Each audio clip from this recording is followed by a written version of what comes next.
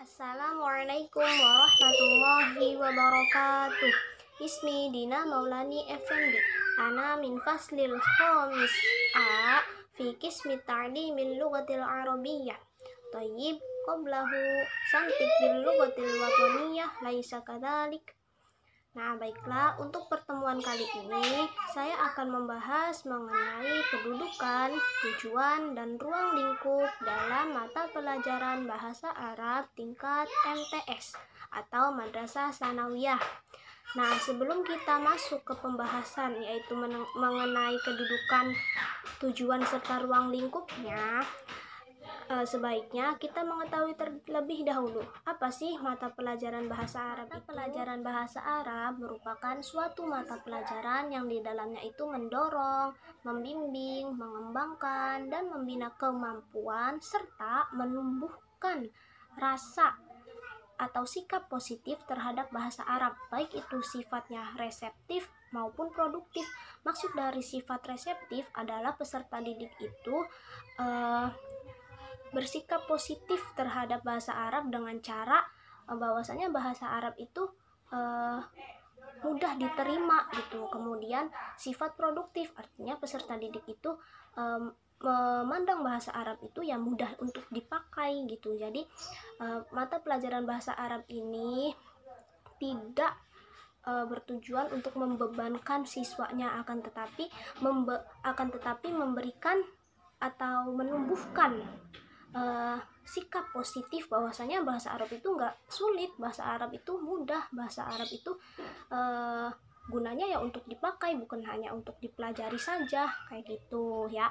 Nah, setelah kita mengetahui apa itu mata pelajaran bahasa Arab, kita masuk ke pembahasan yaitu mengenai kedudukan mata pelajaran bahasa Arab tingkat MTS. Nah, pada kedudukan mata pelajaran bahasa Arab tingkat MTS ini ada dapat dilihat mempunyai dua kedudukan ya. Maksudnya mempunyai itu bahasa Arab, mata pelajaran bahasa Arab tingkat MTS ini kedudukannya ada dua. Kedudukannya ada dua. Yang pertama sebagai mata pelajaran wajib, kemudian yang kedua sebagai mata pelajaran lokal. Nah, maksudnya apa sih dari dua kedudukan ini? Maksud dari kedudukan pertama yaitu mata pelajaran bahasa Arab tingkat MTS ini sebagai mata pelajaran wajib, artinya di dalamnya itu menerapkan atau menitik beratkan pada 4 keterampilan bahasa atau berbahasa. Nah, 4 keterampilan itu apa sih? 4 keterampilan itu yaitu istima', kalam, qiraah, wal kitabah. Menyimak, berbicara, menulis, dan mendengarkan. Membaca ya. Gitu. Nah, terus maksud dari mata pelajaran bahasa Arab ini sebagai mata pelajaran lokal itu apa sih? Maksudnya dalam mata pelajaran yang bersifatnya lokal ini, mata pelajaran bahasa Arab ini tidak menitik beratkan pada 4 keterampilan. Hanya saja pada mata pelajaran lokal ini, mata pelajaran bahasa Arab itu hanya untuk dipelajari saja, hanya sekedar tahu, tidak untuk menelusuri lebih dalam 4 kriteria atau keterampilan berbahasa tadi. Nah, dari dua kedudukan itu dapat kita simpulkan atau dapat kita tetapkan bahwasanya mata pelajaran bahasa Arab tingkat MTS ini kedudukannya sebagai mata pelajaran wajib, yang mana di dalamnya itu menitik beratkan dan menetapkan 4 kriteria atau 4 keterampilan berbahasa. Kemudian di sini juga mata pelajaran wajib juga biasanya itu digunakan pada tingkat pendidikan swasta atau bisa disebut dengan MTS, MA, ibtidaiyah maupun pondok pesantren. Nah, sekolah-sekolah tingkat pendidikan seperti ini biasanya memfokuskan atau mewajibkan adanya pembelajaran bahasa Arab ini, yang mana di dalamnya itu ya harus mencakup 4 keterampilan berbahasa tadi. gitu. Itu kedudukannya ya. Jadi kita simpulkan bahwasanya kedudukan mata pelajaran bahasa Arab itu sebagai mata pelajaran wajib. Nah, kemudian kita masuk kepada tujuan mata pelajaran bahasa Arab tingkat MTS. Nah, menurut KMA nomor 183 tahun 2019, yang mana KMA ini adalah KMA hasil revisi, yang dulunya itu adalah KMA 165 tahun 2014 ya. Nah, menurut KMA sekarang, KMA 183 tahun 2019 ini, tujuan dari mata pelajaran mata pelajaran bahasa Arab tingkat MTS itu ada 3. Yang pertama yaitu untuk mengembangkan kemampuan berbahasa peserta didiknya, baik itu secara lisan maupun tulisan. Nah, maksudnya yaitu untuk mengembangkan kemampuan berbicara berbahasa Arab ini sebagai alat komunikasinya, baik itu secara lisan maupun tulisannya. Yang mana dalam mengembangkannya itu mencakup empat keterampilan berbahasa ya. Yang pertama yang tadi istima, kalam, qiraah, wal kitabah. Menyimak, berbicara, membaca, dan menulis gitu. Jadi untuk mengembangkan empat keterampilan berbahasa tadi, sehingga dijadikan sebagai alat komunikasi baik itu secara lisan maupun tulisan. Nah, kemudian tujuannya yang kedua yaitu untuk menumbuhkan kesadaran tentang pentingnya bahasa Arab. Nah, maksudnya yaitu bahasa Arab ini kan termasuknya bahasa asing ya. Jadi, untuk menumbuhkan begitu pentingnya bahasa Arab ini sebagai bahasa asing yang dijadikan alat utama belajar, khususnya pelajaran ajaran atau agama Islam ya, seperti Al-Quran dan hadis gitu. Nah, untuk mempelajari Al-Quran dan hadis, kita harus mengetahui dulu, kita harus mempelajari dulu bahasa Arab supaya nyambung ya gitu. Itu yang kedua, tujuan kedua, untuk menumbuhkan kepentingan atau begitu pentingnya bahasa Arab itu sebagai alat untuk belajar, baik itu khususnya pelajaran agama Islam atau pelajaran agama ya, pelajaran yang berhubungan dengan ajaran Islam kayak gitu. Nah, kemudian tujuan yang ketiga menurut KMA ini yaitu memberikan pemahaman tentang saling berkaitannya antara bahasa dan budaya. Jadi antara bahasa dan budaya Arab itu ya. Jadi antara bahasa dan budaya itu saling mementingkan atau saling membutuhkan gitu. Semuanya penting kedua-duanya. Nah, di sini supaya peserta didik itu tahu gitu bahwasanya bahasa itu dalam kebudayaan orang Arab khususnya itu sangat penting, dan bahasa itu begitu pula ya bahasa-bahasa lainnya gitu. Dalam setiap budaya, dalam setiap negara, bahasa itu penting, apalagi ini bahasa asing gitu, sebagai alat belajar dalam ajaran Islam khususnya gitu kan, untuk membimbing ajaran-ajaran agama Islam seperti Al-Quran dan hadis kayak gitu. Itu menurut KMA. Nah, kemudian setelah kita mengetahui kedudukan dan tujuan, kita masuk ke pembahasan terakhir yaitu mengenai ruang lingkup.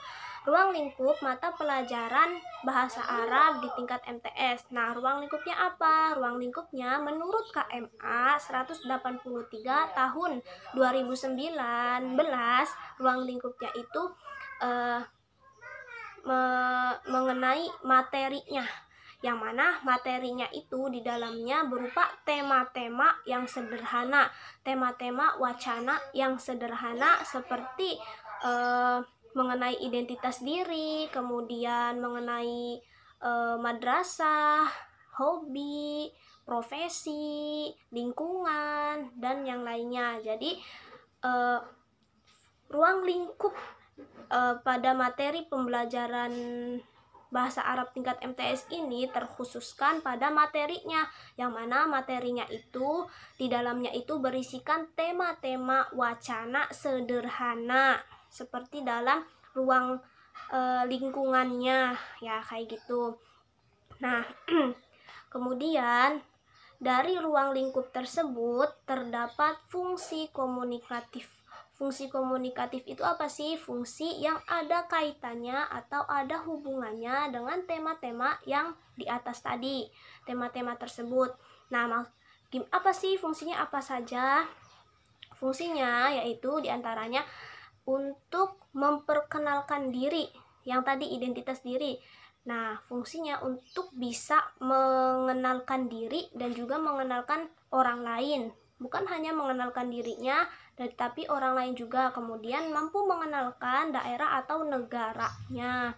Nah, kemudian apalagi? Dapat mengucapkan salam dan dapat meminta maaf. Kemudian dapat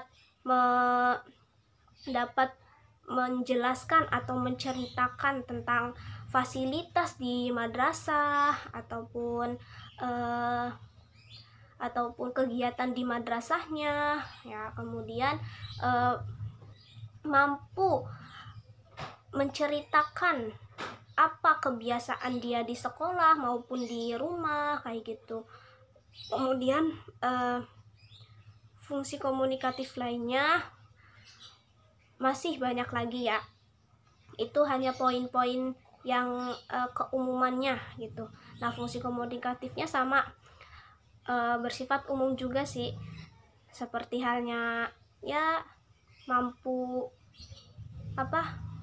mengungkapkan atau menceritakan pengalamannya, kayak gitu. Jadi emang ruang lingkupnya itu terkhususkan pada materi gitu, yang mana di dalamnya itu terdapat tema-tema yang sederhana.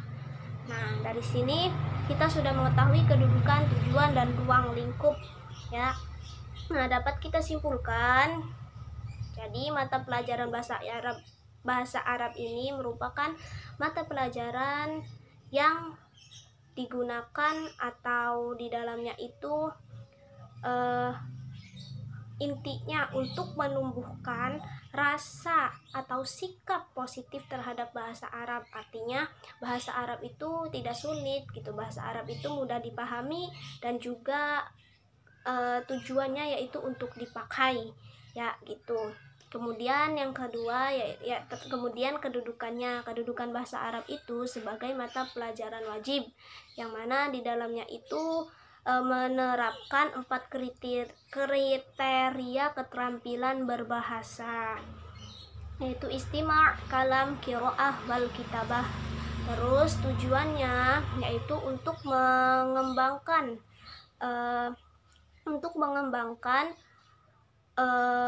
komunikasi peserta didik dalam berbahasa Arab, baik itu secara lisan maupun tulisan, dengan menggunakan atau menerapkan 4 keterampilan berbahasa tadi. Kemudian yang kedua tujuannya yaitu untuk memberitahukan kepada peserta didik bahwasannya mempelajari bahasa Arab itu penting, karena bahasa Arab ini adalah bahasa Arab asing yang digunakan sebagai alat utama belajar ajaran Islam khususnya. Kemudian yang ketiga yaitu memberitahukan kepada peserta didik bahwasannya ada keterkaitan antara bahasa dan budaya gitu. Nah, yang terakhir yaitu ruang lingkup mata pelajaran bahasa Arab di tingkat MTS ini adalah materinya. Materinya itu berupa tema-tema yang sederhana. Kenapa sih kok ruang lingkupnya materi gitu ya? Karena untuk mencapainya tujuan ini biasanya dilakukan antara peserta didik dan pendidik ya, guru dan siswa. Namun tujuan tidak akan didapatkan apabila tidak adanya materi. Nah, dengan adanya materi ini dan rancangan materi yang telah disesuaikan untuk menentukan tujuan yang diinginkan, maka akan seimbang gitu antara materi, tujuan, pendidik dan peserta didiknya, sehingga mencetak peserta didik yang hebat dalam 4 keterampilan berbahasa tadi. Walaupun hanya tema-tema sederhana saja, tapi itu sangat penting gitu ya. Baiklah, mungkin sekian pembahasan mengenai kedudukan, tujuan, serta ruang lingkup mata pelajaran bahasa Arab tingkat MTS ini. Syukron katsiron, kurang lebihnya mohon maaf. Wassalamualaikum warahmatullahi wabarakatuh. Ila liqa.